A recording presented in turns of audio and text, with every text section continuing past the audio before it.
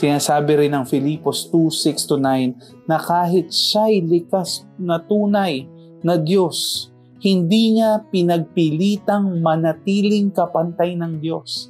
Sa halip, kusa niyang hinubad ang pagiging kapantay ng Diyos at naging katulad ng isang alipin. Pinanganak siyang tulad ng mga karaniwang tao at nang si Kristo'y maging tao, nagpakumbaba siya at naging masunurin hanggang kamatayan. Maging ito man ay kamatayan sa krus. At dahil dito, siya'y lubusang itinaas ng Diyos at ibinigay sa Kanya ang pangalang higit sa lahat ng pangalan. Grabe po yung pagsasacrifice ni Jesus. Because of His love, kinalimutan niya kung sino siya.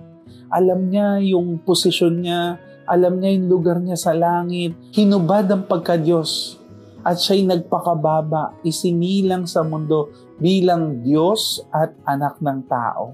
Nilimot niya po ang kanyang mga karapatan at siya po ay sumunod sa Ama.